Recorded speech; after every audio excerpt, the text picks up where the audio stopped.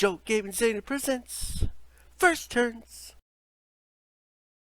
Greetings, lords and ladies. Welcome to Joe Gaming Zeta, the place for Gain Joe Gains and only Gain Joe Gains. And welcome to a brand new episode of First Turns.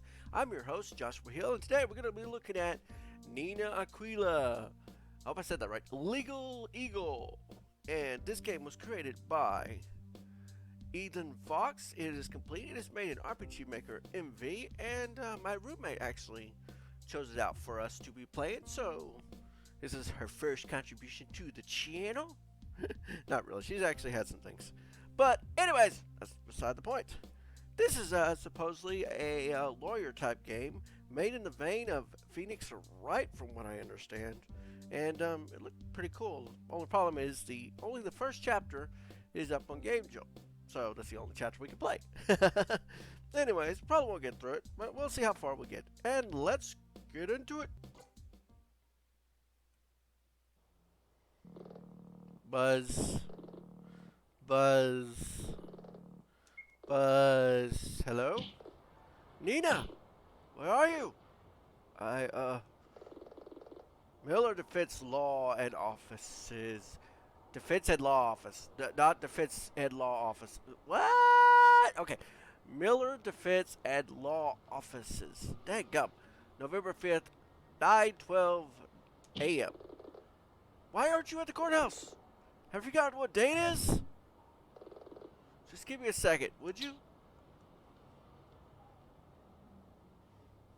I love how it looks like her phone is beating her up. He keeps flashing. Red, white, boom. I think she slapped herself just out. Last thing I remember, I was reviewing the case file. I guess I fell asleep. Oh, there he goes again. Never mind that. Get down here right now. Either that, she's yelling so loud that it makes her jump every time. I've got my hands full with the defendant. I can't mother you as well. Of all the times to fall asleep, I better get to the courthouse. Can I, like, get some stuff? No time for food. I need to get to the courthouse. Oh, come on. I'm hungry. I just woke up. Aw. How about a laptop? Can I take a laptop? No? No phones? I go to the bathroom. Shower. No time for a shower. I need to get to the courthouse. Why not?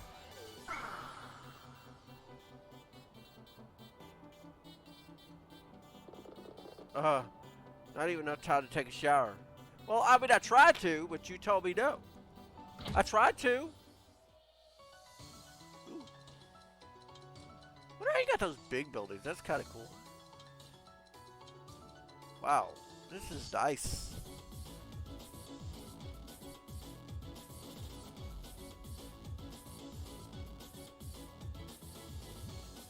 Kind of gives me the feelings of like those anime openings. I think that's what they were going for.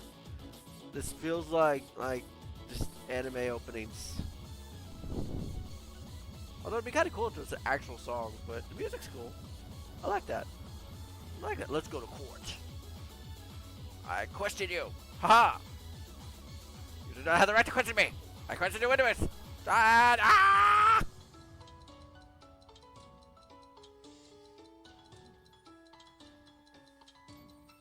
Hey, there's something back there. Wait, what? I saw something back there. Like all the way in the back. There was something moving. I wish I could rewind. First flight. District Courthouse. Defendant Lobby C. November 5th, 9:24 a.m. Miss Aquila. Your supervisor was here, and she seemed really bad. Power it up, Dana!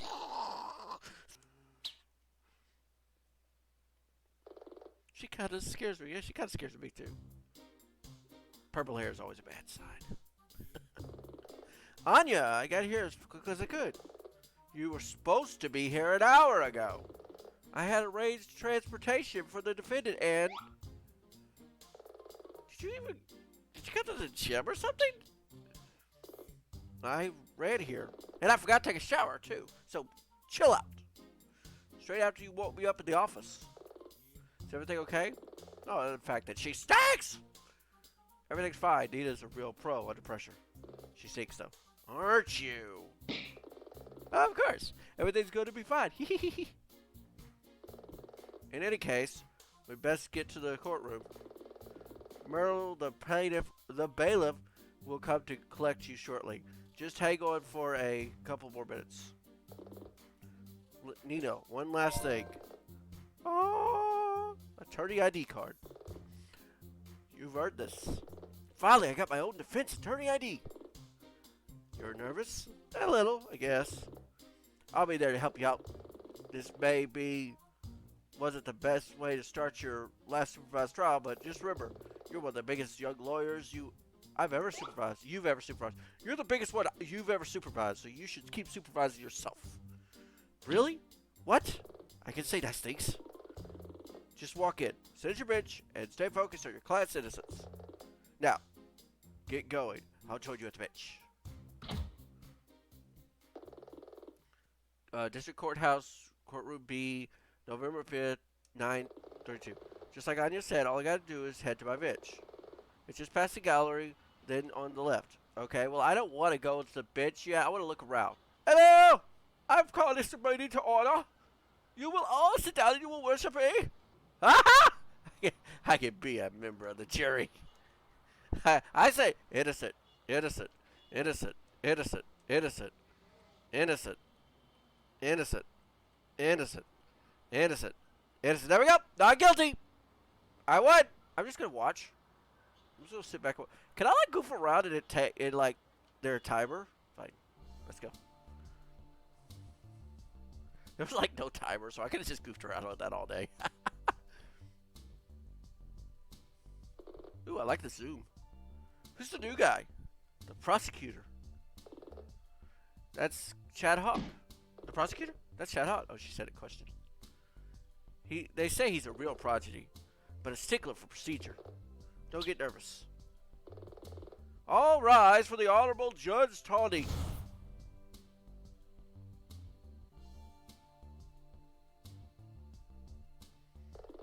Please be seated. We are here today in observance of the case of Merle Tidfield. Prosecutor Hawk, are you prepared for the case? As always, Your Honor. As always, Your Honor. Miss Aquila? Seriously, I've known him for less than Oh, come on! Miss Aquila. Yes, Your Honor.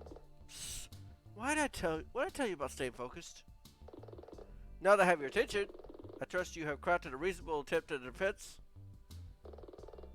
I'm ready if you... come on, it's not letting me talk! Very well. Miss Hawk, Miss Hawk, please state the prosecution's case. Of course, Your Honor. Emergency service was called to the Green Acre camping grounds in the early hours of November 1st. And a fire had broken out in the facility's main building, which spread to some of the smaller buildings. Merle Tidfield was arrested, leaving the scene. The prosecution asserts that she started the fire to facilitate insurance fraud, and we intend to establish her motive for this through witness testimony. He seems pretty confident. He talks a good fight. Let's find out if he's got the chops. Order! God damn, she's a hard ass. Thank you, Miss Hawk. Bailiff, please bring in the defendant. Please bring in the defendant. Defendant, can you please confirm your name and occupation? Why is she wearing that costume? Damn if I know. If a certain someone had gotten here earlier, we might have been able to fix that. Subtle. Miss Tidfield. Merle Speak up! Merle Tidfield, Your Honor! So you do have a voice. Well, at least you got her name right. I perform secretarial work at the camping ground and assist with event planning, which is why you were there on the evening in question. Ordinarily, yes, but that night I was actually there for a party. Also, I was on a date. What's that? I was on a date. I see. My report says you were arrested after the building caught fire, hours after the party ended. Why were you still on the site at that time? I had to close up the site. But when I spotted the fire, I ran to get help. And that's when you were arrested? Yes, Your Honor. Very well. Meryl Tidfield, you stand accused of arson. How do you plead? Not guilty. Miss Tidfield, the court recognizes your plea. Dadgum! Persecution, please bring forth your first witness. Here we go. Huh? I know you've done this before, but as this is your last suppressed trial, I'll fill you in one last time on how it works. Hawk's about to bring out a witness who will give a test statement. Listen to it, try to focus on the little details. You're looking for an inconsistency, a flaw, for some kind, which shows the witness is either lied or just mistaken. Don't worry about memorizing the statement, though. You'll be able to recap it afterwards. Oh, cool. Looking for inconsistencies. Got it. Witness, please confirm your name and occupation. Jackie Martson, Your Honor. I work at the graphic designer for Rookery. Rookery, the corporation? Yes, ma'am. Please tell us how you came to be involved in this incident. Okay. Witness statement. I saw Morrow leaving the campgrounds after the party while the building was on fire. If I'm honest, Merle's always been a bit of an oddball. As far as I could see, no one else was there. She must have started the fire. Or you might have. You saw her. You were there. The only way you could have seen her is if you were there. That's inconsistency. Why else would she be running around late at night dressed as a fire mage? Very well, Miss Quill. You may cross-examine. Okay, Nina. Let's get this show on the road. Cross-examination. Now we get on the main event cross-examination. Do you want me to remind you how this works, or are you ready to go? Yes, I can do it with help. How do we cross-examine again? I'm going to pretend I didn't hear that. Cross-examination is when we do our stuff. In a moment, you will be able to review the witness statement from before. It's split up into segments to be easier to work with. For each part of the statement, you can do several things. You continue to move on to the next statement, or go back to the previous segment. Okay. If you continue after the last segment, you just go back to the start, so don't worry about that. You can press the witness for a bit more information about the segment. You should probably start by doing this for every segment. You can also open menu to save the state of the game, so you can resume from there later. Oh, cool. You should try to save frequently. Save the state of the... Moving on. I think you brushed over it. Moving on. Yes, break the fourth wall quickly. You can also review the present evidence, but you don't have any evidence right now. We'll come back to that later. So, are you good to go, or do you want me to explain that again? No, let's go. And I could open menu. Oh, okay, cool. All right, that's cool. Continue. I saw Meryl leaving the campgrounds after party while the building was on fire. Hold it! That's cool. Are you sure it was her? It was dark after all. Really, there's a building on fire nearby. There's more than enough light. I suppose he has a point. Yes, I'm quite certain also. If I'm honest, Meryl's always been a bit of an oddball. Hold it! An oddball? Yeah, she's a bit weird. Bit of a stretch, though, so to say she burned down a building. She just means that she's a bit of a non-conformist, Aquila. Like I said, a bit weird. As far as I can see, no one else was there. Hold it! How could you be certain? The campgrounds only have one exit, and I was there. Anyone else would have to pass me. She must have started the fire. Hold it! That's pure conjecture. It's her opinion. The court recognizes that this is purely the witness's opinion. But there's one more thing. Why else would she be running around late at night dressed as a fire mage? Hold it! I thought she was arrested in the morning on November 1st. Well, it was the early hours, around 3 a.m. Is this important, Nicola? Yes, it's very important. Yes, it's important. Yes, I believe it's important. I agree. Witness, can you please add this to your statement? I saw Officer Flatfoot arrest her around at 3 a.m. Hold it! Jackie, you don't like Merle very much, do you? Objection. The witness likes and dislikes are not on trial here. Sustained. Mr. Quill, please try to stay on topic. Your Honor, please humor me for a moment. Jackie, you made it very clear that you find Merle's costume to be strange. It is strange. Really? I don't think it's strange at all. Mr. Quilla, I warn you to not waste the court's time. It's important. Yes, it is. It is of vital importance, Your Honor.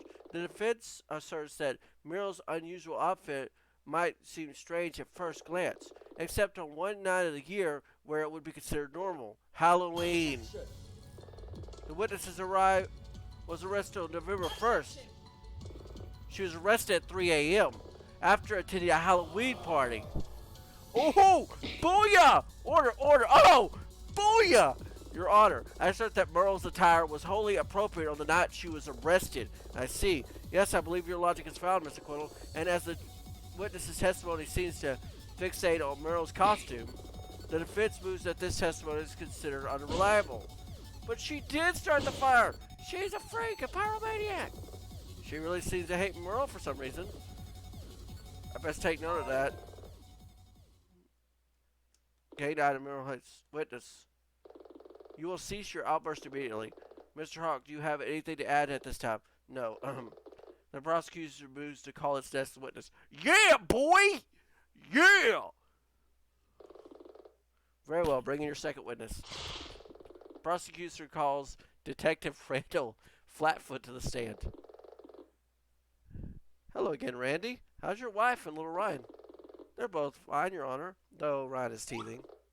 What? Oh, poor thing. In truth, I haven't had much sleep for a few weeks. What's happening? Your Honor, if I may. Oh, yes, of course. How did you become involved in this, detective? Wait, what? Well, it was something of a coincidence. I actually live near Green Acre camping grounds, so I saw the light from the fire from the distance. I ran to see what was going on, and in the process, I bumped into Jackie Martson and the defendant mid-confirmation. When I walked up, Jackie was accusing Merle of setting fire to something. Sure enough, Merle was carrying some firelighting equipment. Firelighting equipment sounds important. I should make a note of that. I arrested her on the spot. And how, may I ask, was the victim's demeanor when you did that? Whoa, whoa, whoa, hang on there. Objection! Your Honor, I find it poor pace to microanalyze the client's conduct while she was being arrested.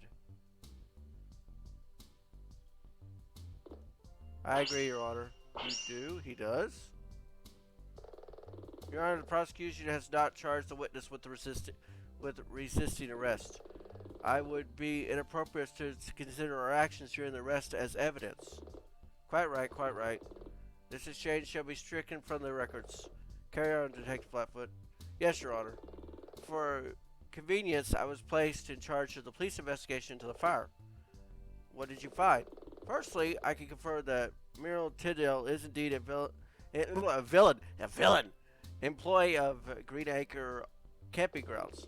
She worked for them for a number of years, and it's considered an exceptional employee. Ooh. Evidence, received new evidence. Employee ID card, Merle. Oh, cool. I also looked at the webpage for the campsite. Merle is visible in 2 photographs on the site. This one from last year. And the one for the party on the evening in question. Oh, she dressed as a witch both times. If you want to view those photos again, you can do so later when we cross-examine. Already I can see an important difference between them. Oh, whoops. I know she's dressed as a witch. Also, We found something else. I could already guess where he's going to say. Green Acre Camping Ground was circling bankruptcy. Being clear, this is speculation, but an intentional fire to defraud an insurer would have been one way out of the situation. Of course, we have no conclusive proof of that at present. Please don't forget the last part, Detective. Oh, right. A detailed forensic analyst will take a few weeks, but we already be sure that the fire was delivered, so not a gas leak, electrical fault, or lightning strike. Thank you, Detective. Very sufficient. Are you prepared to make a formal statement? Ready and willing, Your Honor. Witness statement. I came over to the site after seeing the signs of a fire from the distance. When I arrived, Jackie and Merle were arguing. The main building and some of the smaller buildings were already ablaze. Merle was carrying some campground stuff, including fire lighting equipment. I can't think of another reason why she'd have it other than to start a fire. Very well, Mr. You may begin your cross-examination. There must be another reason she'd have that equipment. Okay, well done. With that last witness, pressing them for more information to the trick. This time, though, I think we're going to need to present some evidence. You want me to remind you how to present evidence, or you go to go? Yeah, why not? I'd appreciate a few pointers. Evidence is a defense lawyer's ultimate weapon. Sometimes the inconsistency in a witness statement can be found just by pressing them for more information. When this happens, you need to review your evidence to see if any of this proves a segment of statement. For example, a witness could say they don't know the defendant, but if you have a photo of them together, you can present that as an inconsistency. But how do I remember all the details of the pieces of evidence? You don't have to just remember. During the cross-examination, you can open menu and select evidence to see the details of all the evidence you have. From that menu, you can review pictures and read more information, which might help you find the clues you need. You should check it for every new piece of evidence you review. I think I get it. I picked through the segments of the witness statement and look for any evidence that disproves what the statement is saying. If I find any, I present that evidence, right? That's right. Just one more thing. What the?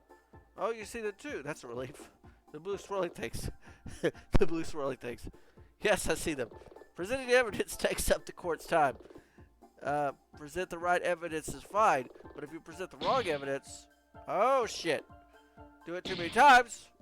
If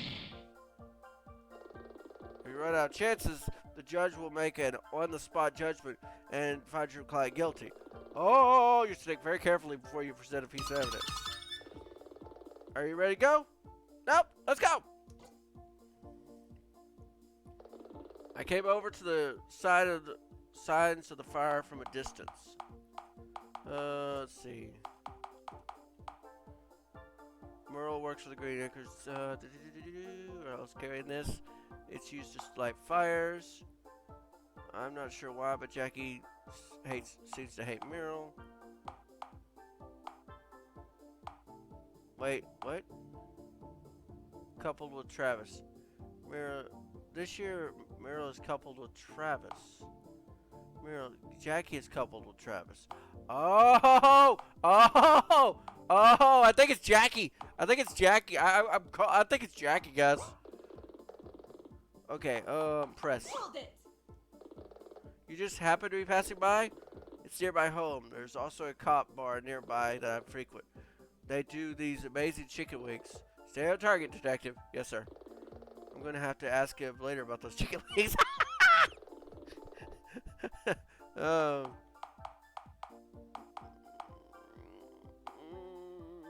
it! What are they arguing about? In truth, I'm not sure. They stopped talking as I approached.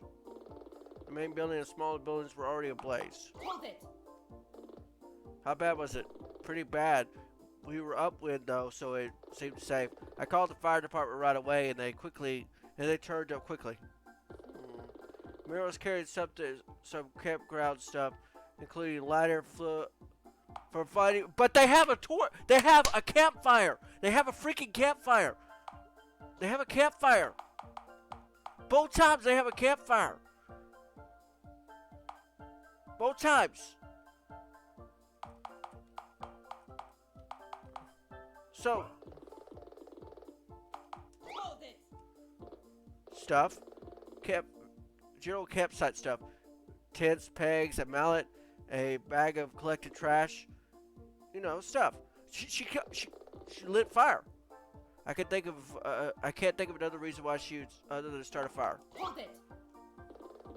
Perhaps she found it just before she met you. Objection. It was specialized fire lighting equipment, Aquila. No one would have let leave it lying around. You got an answer for everything, don't you, Chad? Still, he's right, I guess.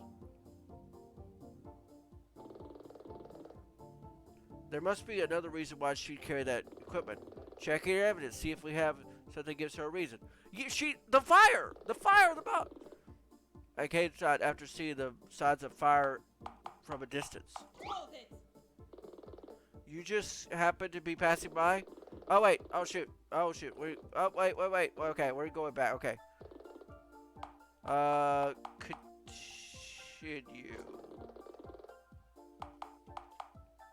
Continue. Okay. Okay, continue. Okay. Okay, present evidence. Okay.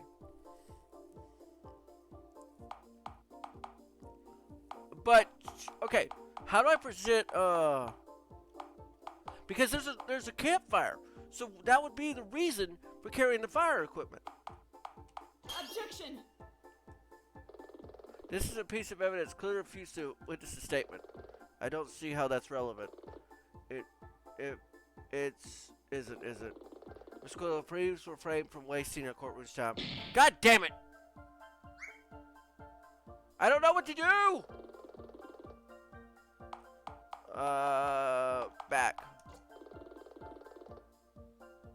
Back. No! It doesn't let me. Oh, that was the end of it. Okay, oh God, come on. Wait, wait. Equipment. Ah, yes! Detective, do you carry a firearm? Yes, I do. A department standard issue 225er. Do you consider that a dangerous object? Objection. Your Honor, the witness has the legal right to carry a firearm and is compelled to do so for his profession. Thank you, Mr. Hawk. What? What's your point, Aquila? In some situation, a person carrying a firearm would be considered dangerous. However, we trust the detective here because he is in a profession where he makes use of firearms. Skip to the end, Aquila. Gladly, Your Honor. My client was a long-serving employee for a camping ground, a place that traditionally permits campfires. In fact, you can see her tending a fire in this very photograph. Woohoo! The defense attorney's right. It looks like her in the photo. Well, of course she didn't let them. Order. Mr.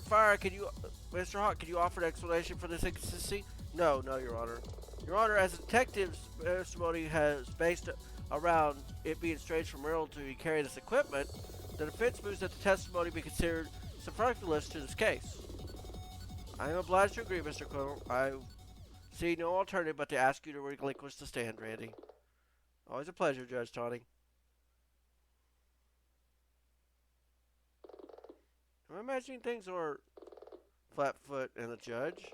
No, you're not imagining things. Apparently, he's a bit of a heartbreaker in his day. What was that? Oh, nothing important. I trust you have another witness, Mr. Hawk. Okay, we're going to let that be. This is actually a fun game. I'm curious. I believe it was the first witness. I believe it's the first witness who started the fire. I think she's trying to frame Merrill, and that's what I think is happening. I don't know, but this has actually been a lot of fun, and I really enjoyed it. I like this game a lot. It's really cool. I wish I could actually play all the other parts on Game Jolt, but sadly I can't. I'm already in trouble one time, so any other messes up, I could have a problem. Anyways, I hope you have enjoyed this episode. If you did, please give me a like and subscribe for more videos in the future. Hit that notification bell to catch up on all my videos as soon as I put them up. And I will see you in the next episode. Bye! Thanks for watching, and remember, subscribe, check the links below. Come on back for another video.